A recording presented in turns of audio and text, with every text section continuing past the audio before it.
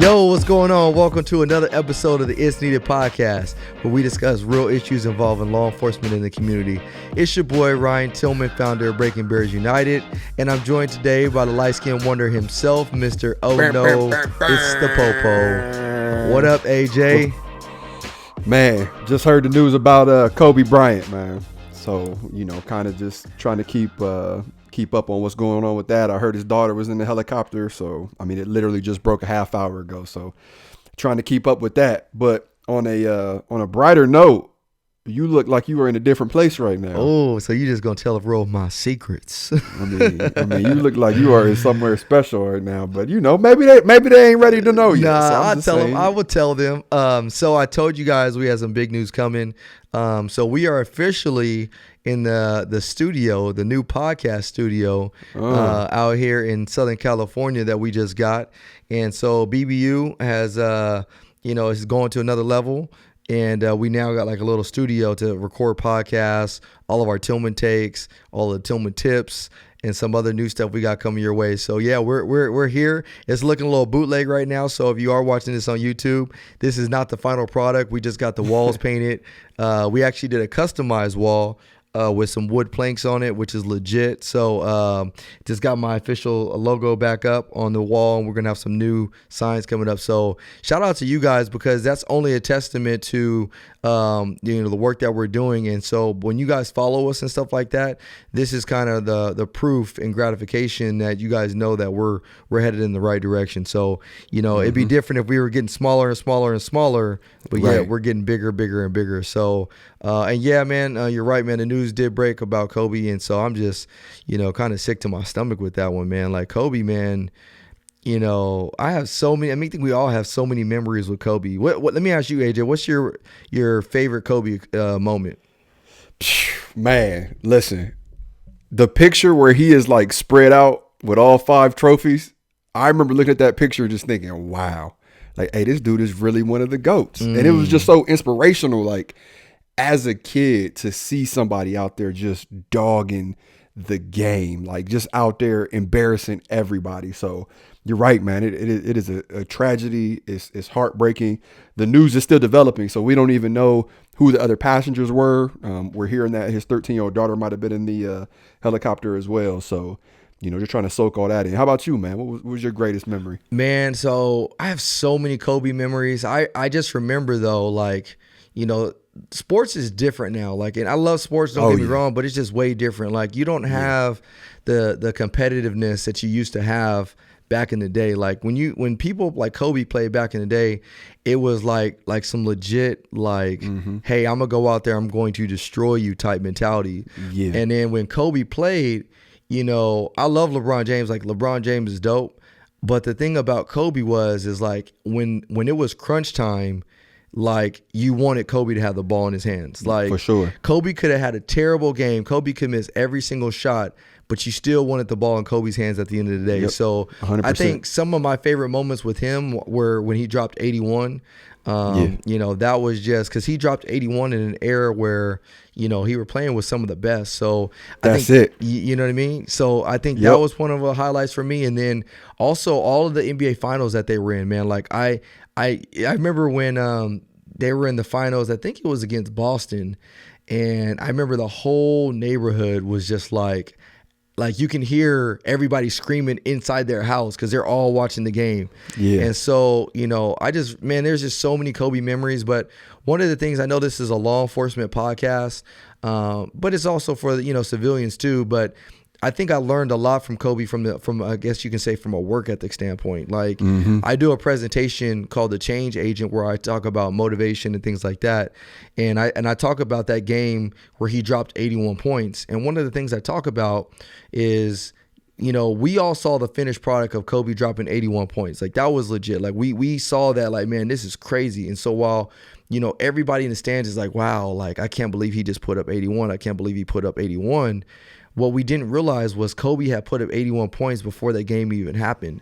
And what I mean by that is Kobe dropped 81 points when he was the first one in the gym. Kobe dropped 81 points when he was the last one in the gym. Kobe dropped 81 points when he stayed after the game because he missed that game-winning shot and practiced the same shot over and over and over again. And then the other thing is like the constant reminder with Kobe as well is like Kobe went through some trials in his own personal life when he had that situation with Vanessa, and to see how he rebounded from that and how he still, was able to be a family man and still be there for his kids. And, I just the life that he lived was a true tribute to, overcoming adversity and realizing that, everything is not going to go perfect in your life. And when it doesn't go perfect in your life, you can still come back for it. So that man, there's been a lot of celebrity deaths. I mean, Michael Jackson, Whitney Houston, Aaliyah, all those people that were, in my life were notable deaths, but Kobe by far is probably going to be one of the biggest ones just because he wasn't that much older than us. He was 41 years old. And from a child to where I am now, in some way, man, he just changed the game. And then he was also changing the game in his own business life now. So like he was traveling, doing the business thing. He talked about opening up a production company. So he had so much more life to live. And so it was just when I had that news hit me, man, it was just hard. Yeah. I mean, I couldn't say it better, brother. Definitely couldn't say it better. I mean, even to the extent of when you ball up a piece of paper and throw it in the trash, what do you say? Kobe, Mamba. Kobe. So yeah, man, definitely heartbreaking news. Rest in peace, man. And me and AJ talked about it before. Is the one thing about law enforcement reminds you just how fragile life is. And so if you are out there listening to this, live life to the fullest, and not only live life to the fullest, but find a relationship with God, because that is the only thing that can give you peace in situations like that. That's the only thing. You know what I mean? Yep. For me, because I believe in Jesus Christ, I know that when I leave this earth, that I'm going to go be in his presence and everything will just be okay again. You know what I mean? And so, but if you don't have a relationship with the Lord, do you know where you're going to go when you leave this earth? And that's the thing. And so why live with regret? Why live with a sense of, unknown when you can get all the answers you need? So, but moving forward, man, let's on a brighter note, man, actually, before we get to the brighter note, let's go to Officer Down real quick. And then we'll move forward from there. The last podcast we recorded was January the 7th, and we came in at 8. As of today, which is February the 3rd, we're coming in at 12. As always, we want to recognize the names of our brave men and women who lost their lives doing their jobs. The first name we're going to recognize is Deputy Sheriff Sheldon Whiteman of the Long County Sheriff's Office in Georgia. His end of watch was Thursday, January 23rd, due to a vehicular pursuit. We also lost Police Officer Catherine Thine of the Newport News Police Department in Virginia. Her end of watch was Thursday, January 23rd, due to a vehicular pursuit. We also lost a Major Moore of the Virginia Peninsula Regional Jail in Virginia. Her end of watch was Thursday, January 23rd, due to a heart attack. And last, we lost Police Officer Alan McCollum, of the Corpus Christi Police Department in Texas, and his end of watch was Friday, January 31st.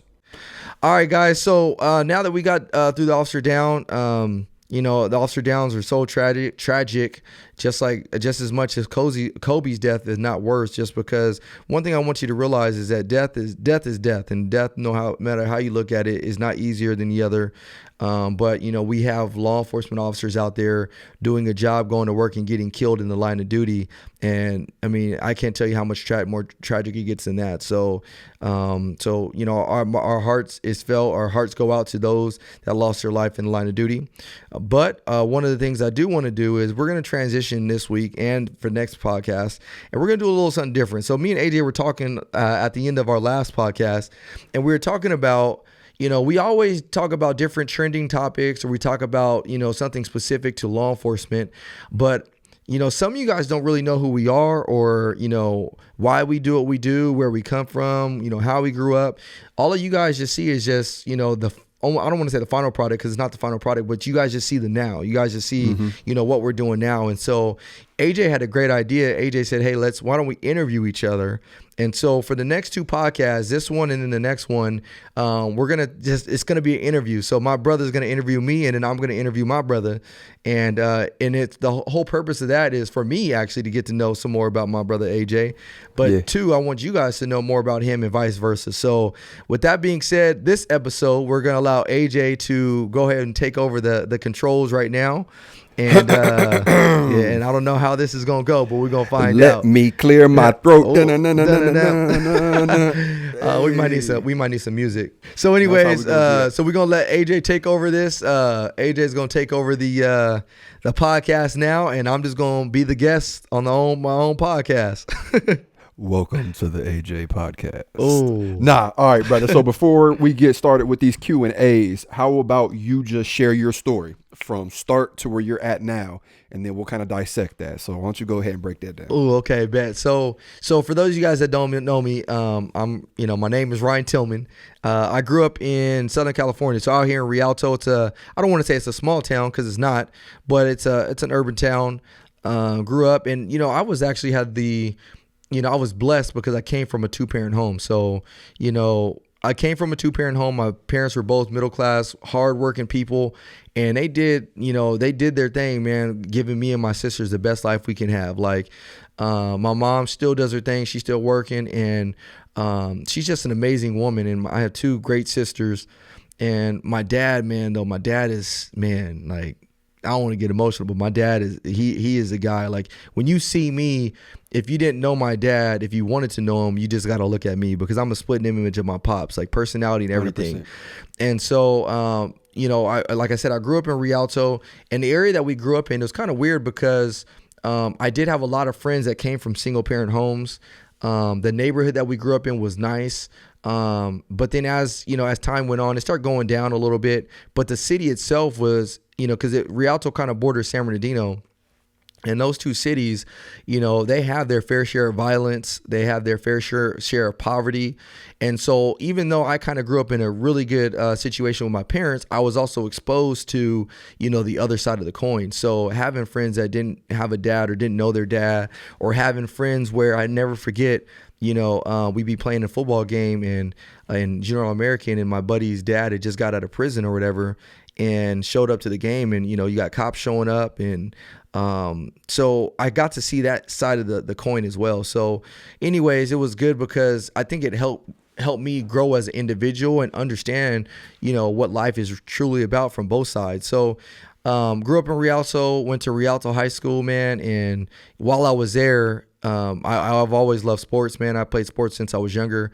Played football there, ran track, the whole 9 yards, man. I was the president of the ASB club, which was actually called the mayor. So Rialto High School did a little different. They had it was, instead of president, it was mayor. So I was the mayor of the school, and my best friend at the time, Kels, he was the vice mayor. So had my own parking spot and everything when I was a senior. It was legit. So one of the things, though, that I wanted to do was I always wanted to play college football at the Division I level. And so when I was in high school, I actually wasn't that big. Growing up, I wasn't that big, and I'm still not that big. Always slim. I think when I was a freshman, I think I was like 106 pounds, bro. So, I was on this bigger, faster, stronger program. And I never forget, man, I had a track coach, and this was I think it was my junior year. And my track coach was like, hey, Ryan, because I think this was the first year I said, I'm not going to run track. So he kind of got on me. He was like, why aren't you running track? And I was like, just because I don't feel like it. I was like, I just don't really want to. And so he was like, no, you need to run track. And then I was like, no, I don't want to. So anyways, long story short, he was like, what are you going to do? I was like, I think I want to just focus on football. He was like, well, you're never going to go and play Division I college football. Like, that's not going to happen.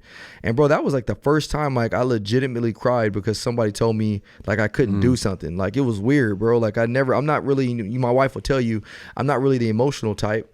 So, I had, I literally cried just like, cause I'm like, man, like this dude just told me, and he told me to me, yeah, Ryan, when you get older, when you turn 18, maybe you can go play at like a Division III school like Ithaca. And I'm like, in my mind, I'm like, Ithaca, what the heck is Ithaca? Like, like that don't even sound like, what is Ithaca? So right. So I was mad, man, but I never forget from that moment forward, I was like, you know what, I'm gonna show this dude like, nah, man, I can do whatever the heck I want to do.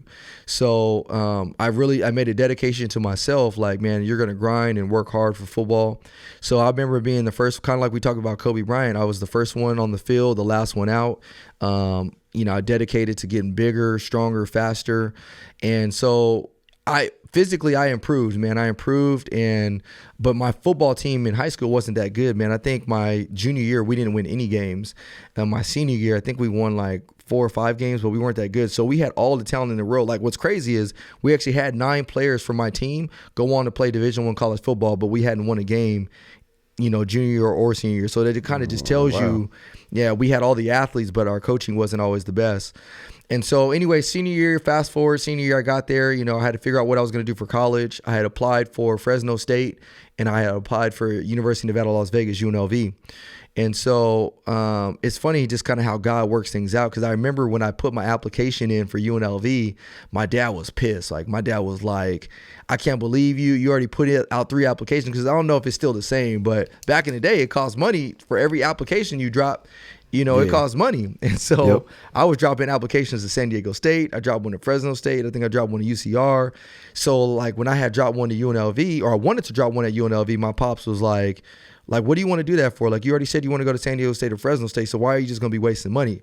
So, what does a young boy do, when he don't get the answer he wants to hear from his pops? He goes to his mom. So I went to my mama. I said, hey, moms, I want to apply to UNLV. So my mama calls me Pumpkin. She was like, Pumpkin. She was like, just do it. We'll be fine. So I'll handle your dad. So I did it, bro. And dog, my dad lost his dog. My dad was hot because he was like, man, I can't believe you went around my back, yada, yada, yada. So fast forward, at the end of the year, my senior year, I was like, man, I was planning on going to Fresno State. My plan was to go because I didn't get a scholarship. So my plan was to just go there, try out for the football team when I got there, and just hope that I could make the team. So I think it was like April where some college recruiters came out and to UNLV, still looking out, giving people some walk-on spots. And so I never forget one of my coaches, and he's like an uncle to me, Uncle Amp. He came up to me and my boy Kels, and he was like, hey, man, UNLV's here. They're looking for guys to still fill their roster. So I remember, man, I had a Mighty Mouse shirt on that day. The sleeves was cut off. So me and Kels was busting push-ups out, bro. I'm trying to get my bird chest to come out the cage, bro. I'm trying to make it look like I'm swole. So I'm sitting in this room, bro, with the recruiter, Coach Barber, bro, and I'm flexing my arms, bro, trying to sit up, man, so I can flex them. And so so he's like, oh, okay, you got some size. So anyways, we sent him my tape over, my highlight tape, and Coach Barber was like, hey, man, we still got a few spots left over. So, if you want, you can walk on, and then you'll come in as a preferred walk on, meaning you'll be, when you come in, you'll already be on the team, so you don't have to try out. So I was like, oh, bet. But he was like, but there's one thing, if you guys aren't already accepted into the school, or you're on a very, very strict time crunch to get in, you got to already have clearinghouse and all that stuff done. And so luckily my mom looked out for her Pumpkin and told me to apply, because I had already been accepted into UNLV, not even knowing that Coach Barber was ever going to come and ask me to put in. So, I was accepted. Coach Barber said, great. My clearinghouse went through. So I went to UNLV as a preferred walk-on. So the great thing about that, if you don't know anything about being a preferred walk-on or a walk-on, is you're already on the team. You don't have to try out or nothing like that. You're already on the team. It's up to you to go out there and control your destiny, basically. So however hard you want to work, whatever it is, it's up to you. So me and Kels, we went to UNLV together, man. We roomed together, and we worked hard, bro, super, super hard. And there were some times, man, we almost got in some fights. I remember my boy Kels got into a fight with one of our homeboys, because there's this thing called training table. So as college athletes, you get training table after every practice. The college gives you food. And so, but if you have to be on scholarship to get that. So if you're not on scholarship, then you just on your own. So me and Kels was hanging outside the practice facility one time, and we was like, hey, bro, they had some bomb food too. It was like some barbecue or something. So we were like, hey, dog, can we get some of that food? And he was like, man, get out of here. I think he called Kels a peasant, or I can't remember what it was he called him, bro. And Kels, bro, I always say Kels is like the pit bull. Like if something happened, hey, Kels is gonna handle it, bro. So Kels went off, bro. So I never forget like him like yelling at our teammate and stuff. So, but it was a fun time. So, anyways, fast forward there, man. Like summer, our second summer rolls around. We're doing summer training camp, and training camp is super super hard, man. It was a struggle. But I'll never forget, man, Coach Sanford at the time was like, hey, I got a big announcement to make. He was like, Ryan Tillman, Markel Martin, and some of our other cats, he was like, you guys are all on full scholarship. And, man, I'll never forget that day, man, just being so happy because that was the first time I actually got to see, like, what success looked like for me, like something that it wasn't given to you, it was earned. And so they put me and Kels on full scholarship from there on forward, man. And it was just an accomplishment. I remember calling home, telling my mom, my dad, like, hey, I'm on full scholarship. They were just so excited. So, man, I finished my career out at UNLV, man, playing football there at Division I level. And I remember back to that conversation with the track coach because he said I would never be able to play Division I college football. Not only did I get to play Division I college football, but I got to play there on a scholarship and I got some playing time. Not as much playing time as I wanted to, but I got some playing time. And so it really taught me a good lesson in life, man, like not to give up on nothing. And so, I graduated from UNLV, I think it was in 2009, got my degree in marketing and so in business. And I didn't know what I wanted to do at that point. I always knew I wanted to run my own business. But I didn't know what that was, man. So it's funny, like I tried to start like, mobile applications. Me and my boy Kels wanted to start our own TV show called The Walk On. We wanted to start a tie business called Skew. Like, bro, we had so many ideas and every idea we would make it further and further, but then it would crash. And when we get further and further, then it was crash. And so at the time I will look at those as failures, but now looking back, I look at those as wins for me because every single time that we failed, I learned something new and I kept making it further and further and further every time. So you fast forward, man, my dad in 2011, I believe it was, no, 2008, because that's when I turned 21. My dad was diagnosed with MS. And so when my dad was diagnosed with MS, my dad, like I tell you, he was like one of the hardest working men I knew. Like that dude was at every single game, every single practice. He was on the water board. He was on the planning commission. My dad was everywhere we went, everybody knew my dad out here. And so when he got diagnosed with MS, it almost hit him like a car, man. And he went from, walking fine to, walking with an unsteady gait to walking with a cane. Then he went to a walker. Then he went to a wheelchair. And then for like the last 3 years now, my dad's just been bedridden. And so shout out to my mom because my mom is like his caregiver, man. And my mom, like, it's just a testament to how strong my mom is. And so to look at somebody, see how strong somebody is just wild. And so my dad, when he was healthy, my dad was about 240, 250 pounds. My dad was a bigger dude. And now my dad probably weighs about 100 pounds. You know what I mean? So, it's hard to understand him. You could barely understand him. And MS is just a terrible disease. And so, when he initially got diagnosed, I had just graduated. I had one more season to play. And that was around the time that I met my beautiful bride, Kimberly. She would come out to my cousin was one of her best friends in high school. And so she would come out to Vegas to visit and stuff like that. So that's where, we went to a club and we were going out that night. And I'll never forget, man, like she walked in the club. Actually, no, I take that back because I actually met her before then. She don't remember this day. I do, but she says it's because I was probably looking dingy or whatever. But no, I know I was looking good. But anyways, the time that we both remember was we went to the club one time, and I remember getting there, and it was Privé. So in Vegas, there was this club called Privé, and it was like the club, like everybody went to it. So anyways, I remember like my cousin was like, hey, bro, you can't wear the Ed Hardy shirt in Privé. He was like, the owners of Privé don't get along with Ed Hardy and yada, yada, yada. They're not going to let you in. I was like, man, please. I'm walking in with my Ed Hardy shirt, man. Ain't going to say nothing to me. Sure enough, bro, we got to the front of the line, bro. We waiting inside table service or whatever. And they were like, yeah, we're not going to let you in with that Ed Hardy shirt. I'm like, what? So I had to go back to the car because I did bring another shirt just in case. Yeah. And as I'm walking out, I saw her walking in. And I was like, oh, snaps. Like, who's little shorty over there? Like, she had a little bob cut looking. I was like, dang, she bad? So, we walk in. I'm walking with my cousin to the car. And she's like, passes us. And she makes that eye contact with your boy. And I was like, oh, yeah, it's a wrap. So anyways. Yeah. So I'm walking.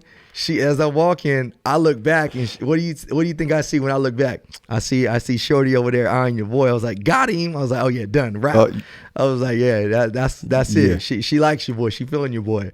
So anyways, we start talking, and after that, man, it was kind of like, it was almost like a love at first sight type of thing, man. We start talking, we start dating. She started coming out for all my last football games, and so when the year was over, I was like, you know what, I'm in love.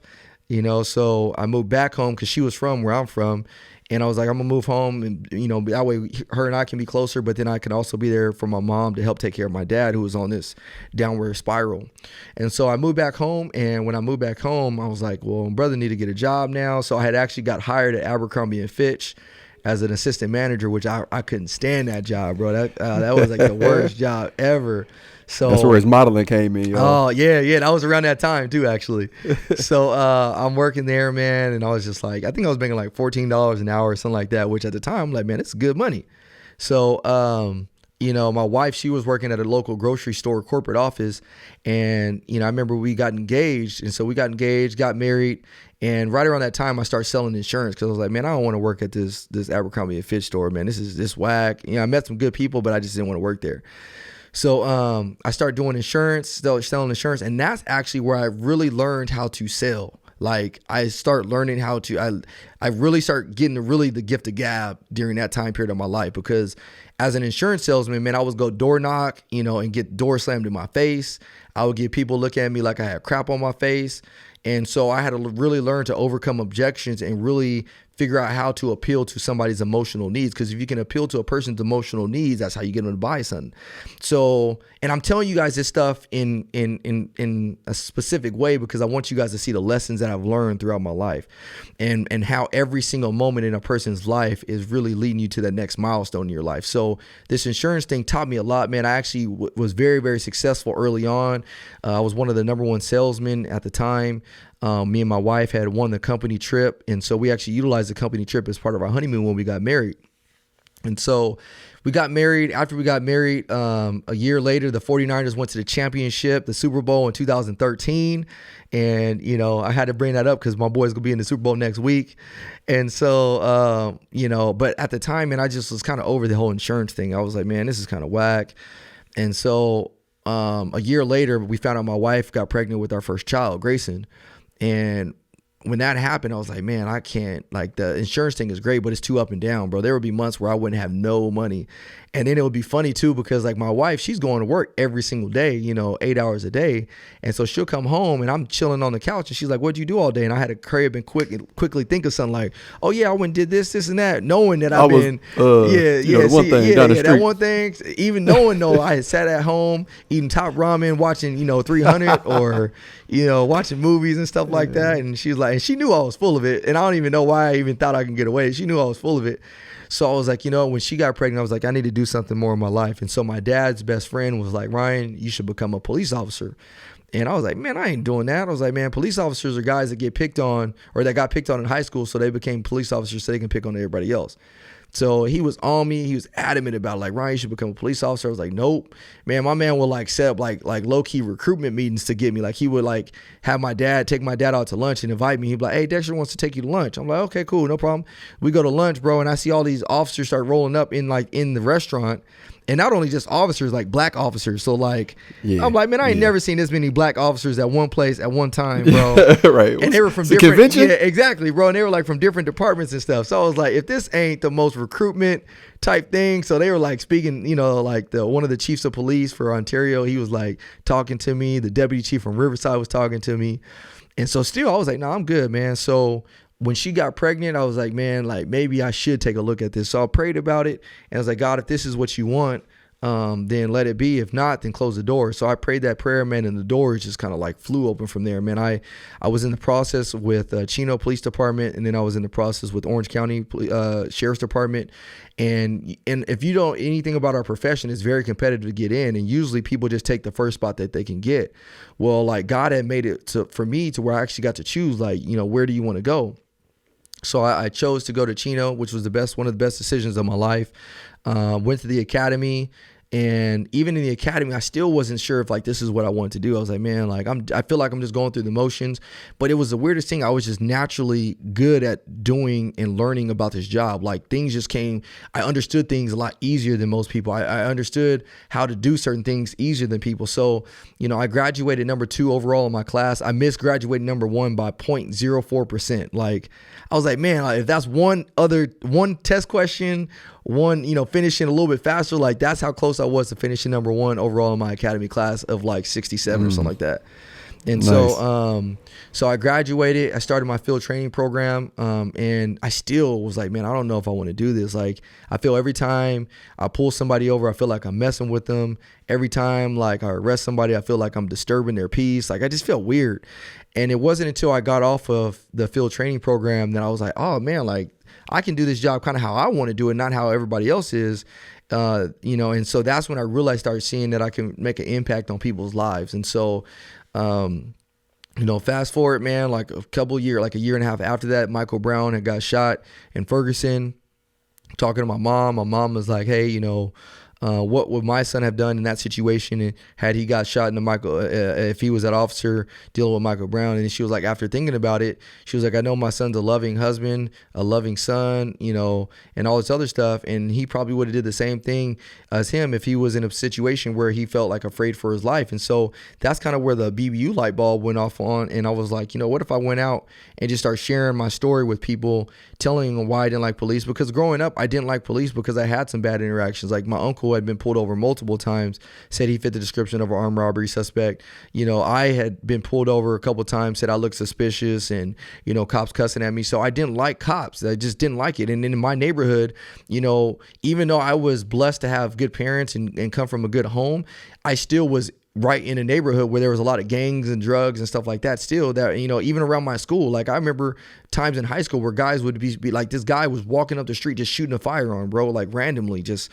And so I just was in a time or just in a place in my life where I wasn't taught to really just know anything about police, but also I didn't really like police based on my own interactions. And so when that Michael Brown situation happened, my mom was like, my son would have did the same thing. I was like, well, how many people would see me differently, or see police work differently, if I could just tell them why we do what we do, how we do what we do. But if I got them to realize that Ryan hasn't changed at all, because I haven't changed. I'm the same old Ryan, you know what I mean? And so that's where BBU was birthed, man. I started doing presentations at churches, and then from churches, it led to schools. From schools, I got my first contracts. From those contracts, I started doing after-school programs. From those after-school programs, I met you, and you and I started putting our brain together. We started this podcast. When we started this podcast, the conference happened. And then, we start getting, momentum going. And then from there, man, I started having success personally within the department. I was, blessed to have the opportunity to be awarded Officer of the Year. Got to do so many different assignments, got to work the SRO spot, had the viral video that actually showed people who I am as a person. And then now, man, I sit here at our first, BBU office / studio, and just to look at my life and how every single thing happens for a reason. And if you go biblically with it, and it says, good things work out for those who love God, man, and the other verse that says, delight yourself in the Lord and he will reveal the desires of your heart. It's funny how you just see like how spiritually and just how physically everything just intertwines when you just live your life, the way you're supposed to live it. So I know it's kind of long-winded, but I wanted you guys to know, good. Who I am, it's a little bit of at least my biography. Yeah, no, that was good, man. And it's extremely inspirational. So I definitely appreciate you sharing it. So the first question is, I am a firm believer in the phrase, you grow through what you go through, right? Mm-hmm. So every experience in your life is prepping you for something, right? Or it's getting ready to open the door for your next adventure. And you kind of touched on that a little bit. So with that said, my first question is, describe a time in your life where you felt there was no hope and how it ended up working out for you. Say it one more time. We getting deep. Yeah. Say that one more time. Describe a time in your life you felt there was no hope and how it ended up working out for you. Oh, shoot, man. That's. Mm-hmm. Yeah, we getting deep. That's really deep. I mean, I could go back to like the walk-on stuff. But I mean, to me, that's all that stuff is just, what's the word for it? It's not frivolous, but it's like, it's superficial. So for me, I think, I bring up my dad and my mom in the situation, bro, and seeing that from the sideline, bro, or just actually not even to the sideline, being in the game is hard, bro. And I think in 2016, so I'll tell you guys, this is a personal story. So 2016, my dad, usually every year, since my dad has been diagnosed with MS, almost every single year, there was always a time where he was hospitalized, at least once throughout the year, always. And it's because if you don't know anything about the disease, you relapse. And when you relapse, you got to go to the hospital, you got to get steroids and yada, yada, yada. So in 2016, when that happened, it was looking really, really, really bad for my dad. Like, I didn't think he was going to make it. The doctors had told us, hey, like, his body has just developed so much, antibodies the antibiotics isn't even working anymore. It's basically fighting off the antibiotics.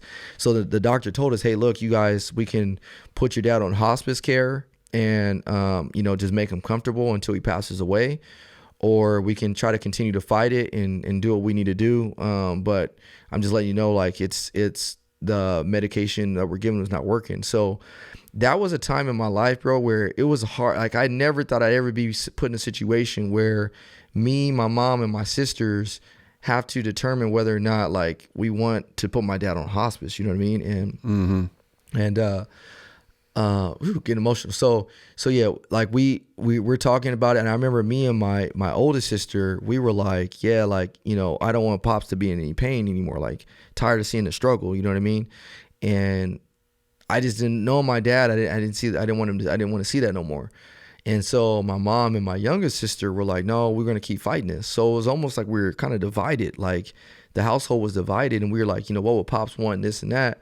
And so my dad had enough wherewithal at the time to we can kind of talk to him, and he can still kind of comprehend things a little bit. And so and I remember me and my sisters getting in arguments over my mom getting in arguments. It was almost like the devil was just trying to divide us. Yeah. And I remember praying, and God just revealed the scripture to me. It was Philippians, I think it's 4:6, that says, be anxious for nothing, but in all things through prayer and supplication with thanksgiving, make your requests be made known to God, and he'll give you the peace that surpasses all understanding. And I remember seeing it, and I kept seeing it, and I just kept meditating on it. And God just gave me this peace, like, what, no matter what happens, it's going to be okay. So we went and talked to my Pops, and we asked him, hey, Pops, do you want to continue to fight this? Or do you want, and to tell him, like, hey, do you want to continue to fight this, or do you want us to essentially pull the plug on you?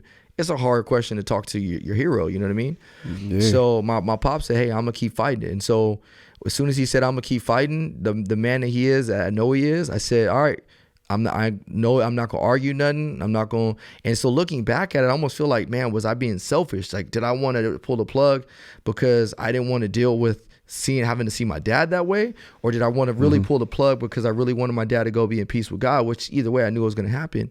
And he said, I want to keep fighting. So we said, all right, we're going to keep fighting. And I never forget, man, like, after saying it, I was like, well, it's probably not going to be. This what happened in, I think, December of 2016.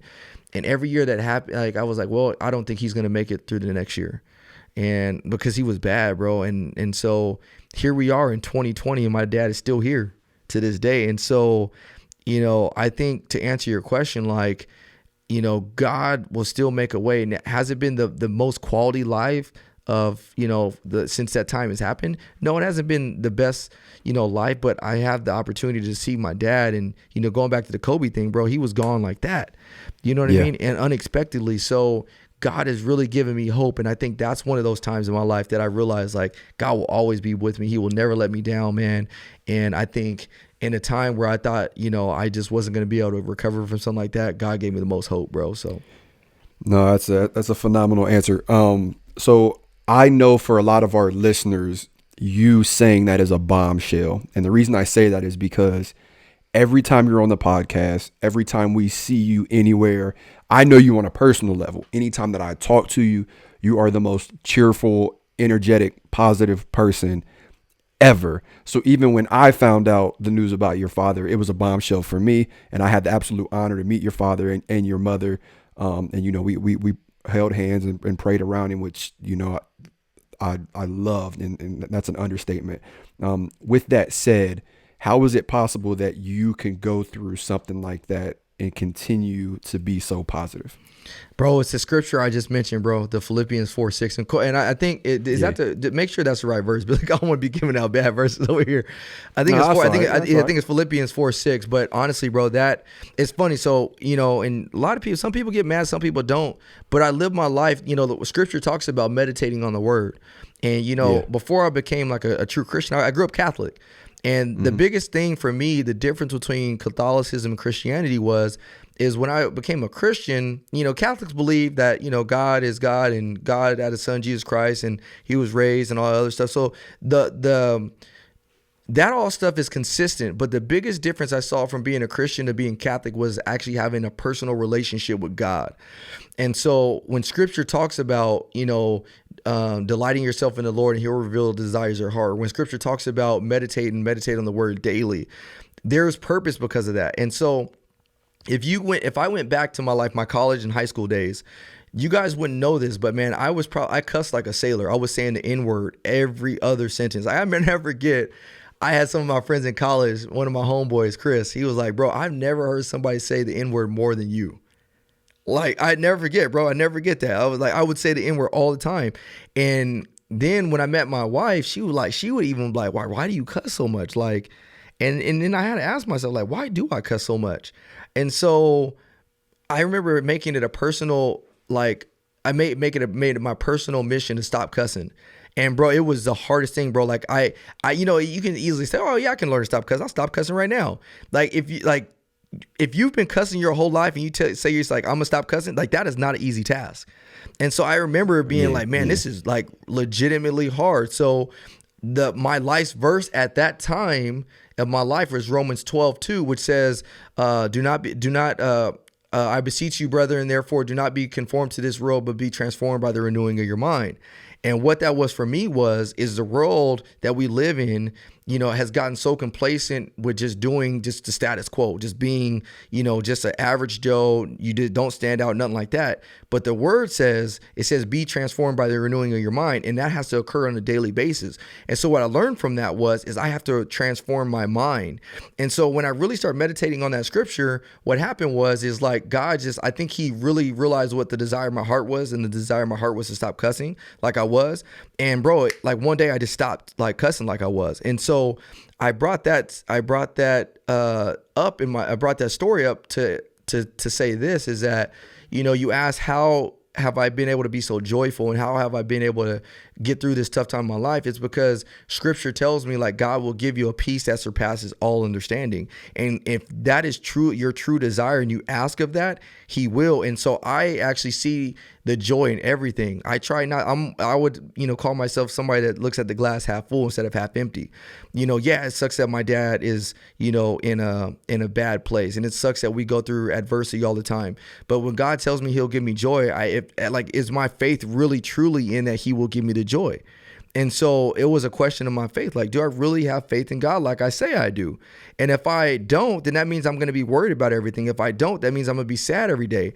And so knowing that, going back to what I said at the beginning of this podcast, knowing that when you have a relationship with God, that you're going to be in heaven immediately, knowing that my dad believes in God, I know that when his pain and suffering is done on this earth, he's going to be with God. So I choose not to live a life of stress and all that stuff. Not to say I don't get stressed out, I do, but I also choose to live a life that's filled with joy, because joy, man, it just, why, man? Like when you can be gone, you're here one minute and gone the next. Like, why live a life that's just full of anger and anxiety? Absolutely. Absolutely. What was your hardest moment being a police officer? Oh man, shoot. Hardest moment as a police officer. I think for me, probably one of the hardest moments as a police officer was, oh shoot, that's a good one, bro. You over here dropping some. Yeah, I'm getting deep. Yeah, you over here swatting shots right now. Honestly, I think it was just realizing that I had a job to do and I couldn't treat people like I have to enforce the job for what it is, but also realizing that I don't want to. Me, I have a mission to change the way people see modern day policing. And with that comes a responsibility. And what that responsibility is that even as hard as it is sometimes, I cannot succumb to what everybody else would do in that situation. Not to say that I've won every time, but knowing that I had that responsibility. Let me give you a prime example. The other day I was out with a juvenile, and he was mad. Like, he wasn't listening to what I was doing. And so we had to put him in handcuffs. And my man's like, start cussing at me. He was like, you're not even worth the skin that you're in. Like, just going in, like, just like completely disrespecting me. And I watched my video of it. And I'm like, at one part of the video, I'm like, put your hands behind your, and I almost was about to say the F word. I was about to say, like, not to say, and I don't want to sit here and act like I'm a saint, because there's been times that I've cussed before in my job. Like, we all, I mean, it is what it is. But knowing that, I saw myself, I stopped myself, because at that same time, I was like, this kid's going through something. He was going through something that day. He was having a rough day. And despite all the disrespect that he's given me, I still have to rise above that and be better than what I want to do, what the emotional Ryan wants to do. And so I guess to answer your question, what's one of the hardest things I've had to do as a police officer? It is constantly remind myself that, I'm being looked at, I'm being watched, and I can't go down to somebody else's level just because they feel some type of way towards me. When I learned that, then I was like, okay, as long as I'm thinking about what I'm thinking about, I'll be okay. But when I get into trouble is when I stop thinking about what I'm thinking about, and I just do whatever the heck I want to do. Yeah, absolutely. Okay. Do you think that being an African-American male has made it easier being a police officer, or worse, or harder, should I say? Two-part question, or it's actually a two-part answer. I mean, yes and yes, or yes and no. I'm all over the place. Yes, it has made it easier in certain aspects. There are certain times where I'm able to develop rapport with people based on the color of my skin. And for some people that might rub you the wrong way, but it is what it is. Like, we're human beings, and sometimes we can't forget that we're human beings. Like, when you see somebody that looks like you, talks like you, it automatically is a natural attraction that you may just get along with that person just a little bit more. And it's not about being racist. It's not about, being biased or anything like that. It's just, you just have this natural, attraction. I don't even, it's not an attraction, but it's just this natural tendency to just gravitate to what you know. That's what it is. You're just gravitating towards what you know and understand and how you were raised. And so in certain situations, when I go out with certain members of the African-American community, I walk in your house and I see, if I smell some greens burning, or some collard greens burning, or some cornbread, I automatically right away, like, I'm going to feel comfortable.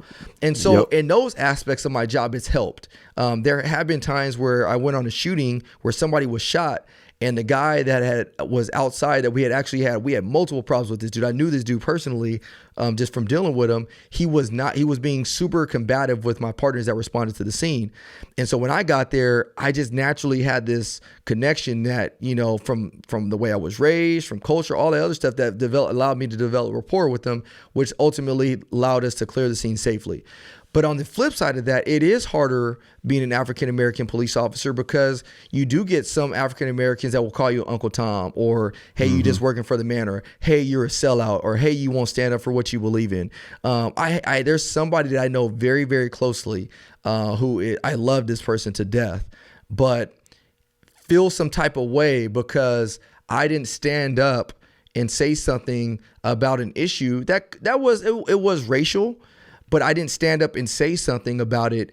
That person feels a certain type of way because they think that, I'm out here trying to do this platform and have this thing and bridging the gap between law enforcement and community, but yet I didn't stand up and say something when I knew something was going on. And what he doesn't realize, or what they don't realize, is that I have a obligation to, change the face of modern day policing, but that also means I have to pick and choose battles. Because if I get in certain battles that I know I may win that battle, but I might lose the war.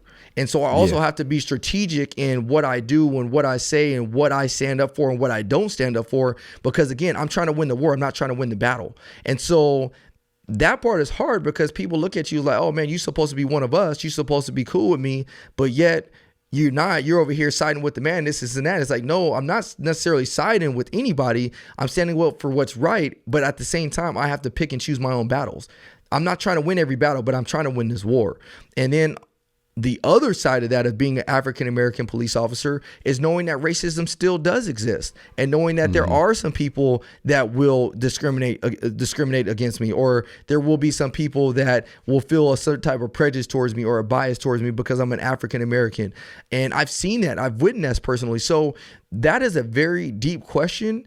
And I love being African-American. I love the work that I get to go out and do. I love the skin that I'm in, but it also comes with its challenges. But the last thing I'll say is every race comes with challenges though.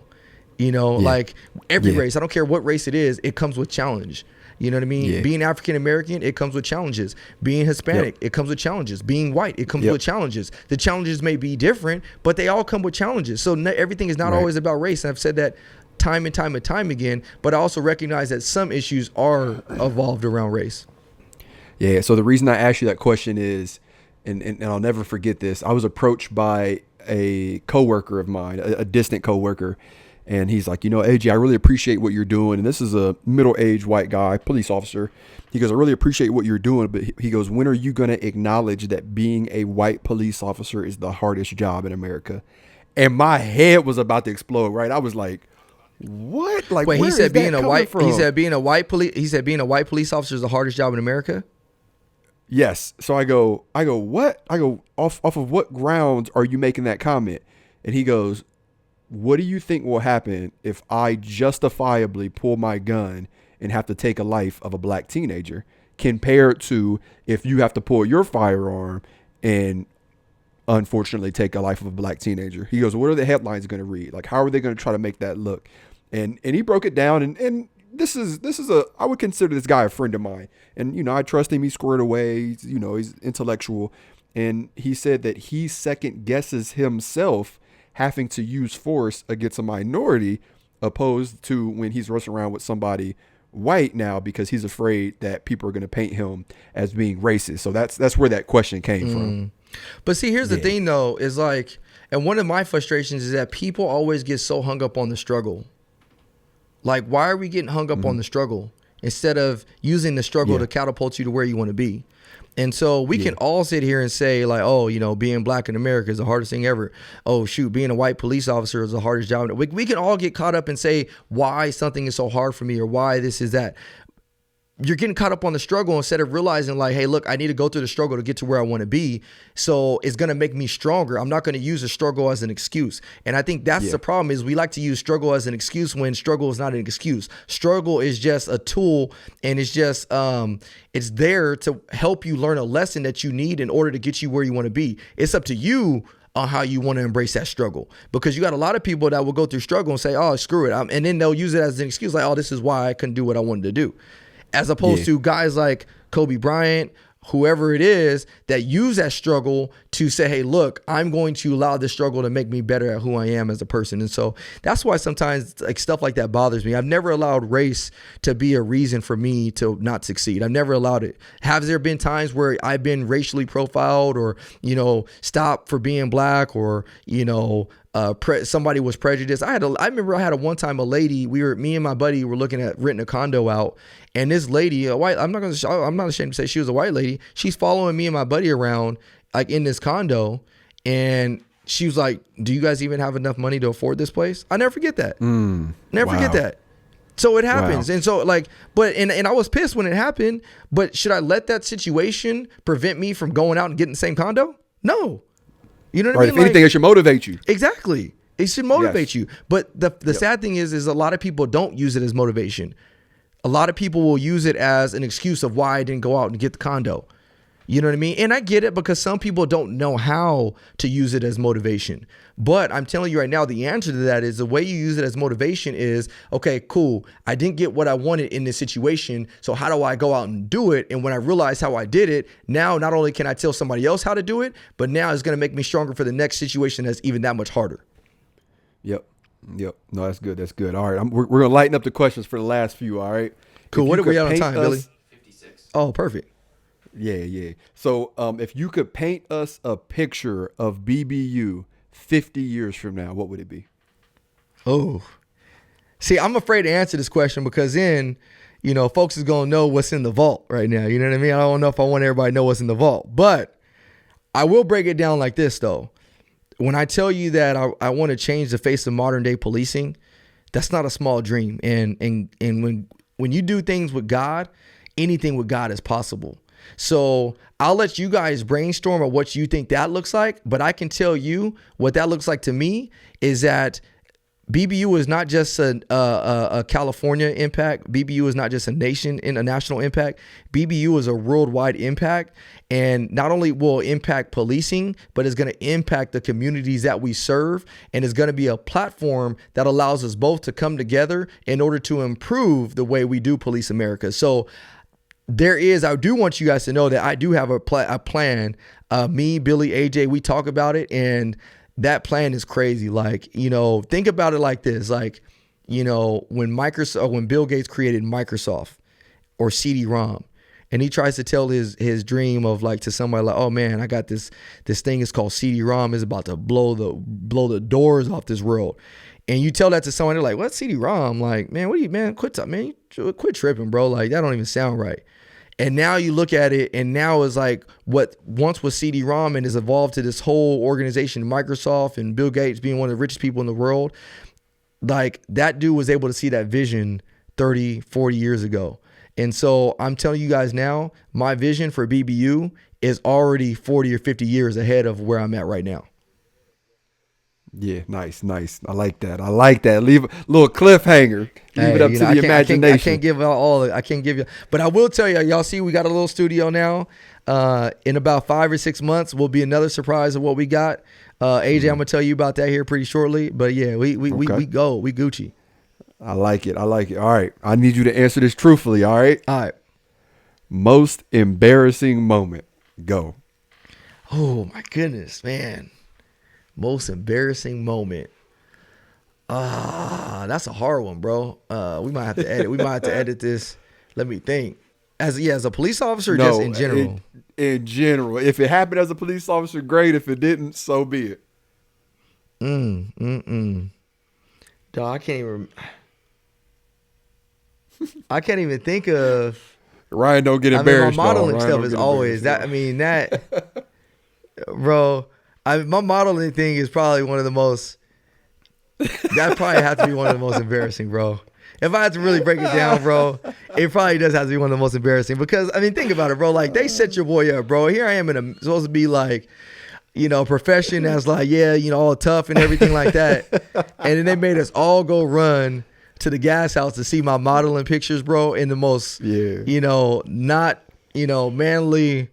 That's probably one of the most embarrassing for me. I'm sure I got another one, and if you guys are curious on what we're talking about with the modeling situation, you guys got to go back to episode 2 or 3 or something like that, or 4, and y'all hear about the modeling situation. Yeah. All right. Final question. The most important question. You ready for this? Yep. It's deep. I need you to think about it before you answer it. All right. All right. Why can you not dance as good as Oh No, It's the Popo? All right. So with that being said, y'all, this was a great podcast. Hey, I know we need to do a poll. See, the only reason I think people will vote for AJ is because he has more dance videos than I. But I will say, AJ may have more dance videos than I have, but the dance video that we had was heard around the world. That's all I can say. I'll give you that. Oh man. Hey, did you see did you see my basketball video on TikTok? No. Oh, bro, you got to see it, bro. It's pretty funny. It's pretty hilarious. Check that out. So go ahead. So a lot of the followers, including myself, know you a lot more through and through because you shared your story, and we're wrapping up on time here. So if you could leave us with a part of inspiration, or if you could leave us with something you just want us to know about yourself, or if you could just leave us with final words, what would they be? What does God require of you? So what I mean by that is every single person, we're born, I've said this before, we're born with gifts, we're born with talents. And that talent can be as small as, being a janitor, but being the most phenomenal janitor out there, which, it's not your janitorial duties may not be what the gift is, but it's the amount of impact that you can make from that janitorial position. And so every single person has been given a gift, whether it be joy, whether it be faith, whether it be acts of service, whatever it is. And so my question for you is, what does God require for you and from you? And the only way you're going to know what God requires from you is by spending time with him. And so for me, that's one of the questions that I always ask myself is, what does God require of me? And to me, I truly believe God requires of me to go out and change the face of modern day policing. And the reason I believe that's a requirement is because by doing that, more people will get to know God. And that's what it ultimately comes down to is, are you turning people towards me, or are you turning people away from me? And so you go back to that question, you say, why do I have so much joy? Well, it's because I can't have anything else. Because I may come across some person that might be having the worst day of their life. And if I only contribute to the negative stuff that's going on in my life, then I'm not going to help that person out. But if I have the joy that God gives me, even despite the situations that I'm going through, then that gives that person hope that they can find joy even through the storm. And so just know that whatever you guys are going through, there is light at the end of every single dark tunnel, and you can find joy even in the darkest moments. And right now, that's what Vanessa Bryant and her family needs, is they need joy even in the most darkest moments. And so, my prayers are truly, truly going out to them, because, despite what people want to say or believe, and I say this to police officers because, oftentimes we get caught up in our profession thinking like, if you die as a police officer, that's the most honorable way to die, but what Kobe Bryant did for the world was also honorable, because he changed he changed the world. And so we can't always get caught up in thinking that, you have to be a public servant, in order to be a true hero, man. Heroes come in all shapes, sizes, forms, colors, you name it. And Kobe Bryant was a hero to many, because we don't know how many lives he changed for the better. And so I just want everybody to realize, man, find joy in your hardest moments, turn away and look towards God. You know what I mean? So that's all I got, man. I can't get too philosophical today, but that's all I got. No, that's good, man. That's what we need to hear. Well, I appreciate you sharing your story, brother. As always, it is an absolute honor to call you not only a friend, but a brother. Just know that you inspire me daily to be a better version of myself, whether that's professionally or in my marriage. And you already inspire me to be a better father. I told you last week when we were on the phone, I don't know how you do it. I don't know how you do everything that you do. You always have a smile on your face, and you're legitimately changing the world, man. And just know that you're inspiring me to inspire others, man. So for that, I love you, brother. Thank you so much. Hey, man, I appreciate you, bro. The feeling is mutual. You inspire me just as much as I inspire you, bro. I promise you that.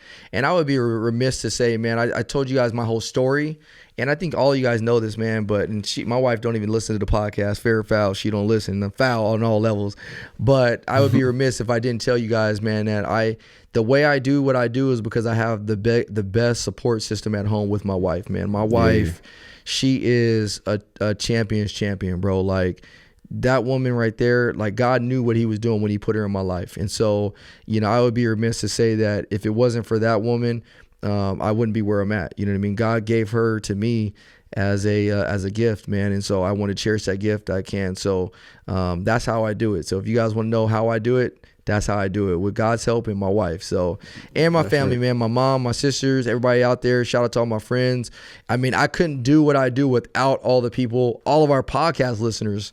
I mean, I know we were about to stop this podcast, but that's another thing, man. I couldn't do what I do without even our podcast listeners. Like, you guys, when you send those reviews in, when you comment on our videos, when you drop in our DM, even if I can't get back to you, you motivate me to continue to push on.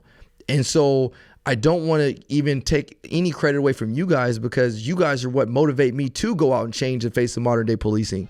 And so shout out to all you guys, because I love every single one of you. Every single person in my life has a role, and every single role that you guys play in my life is only making me be the best version of myself. So shout out to you guys. I love you. And AJ, with that being said, man, I'll let you take us out. Absolutely. Thank you for listening as always. As always, this podcast is brought to you by the one and only Breaking Barriers United. Breaking Barriers United. Listen to me. I'm butchering the name. Boom. Bridging the gap between law enforcement and the community. And we'll see y'all next week. Boom. Let's do it.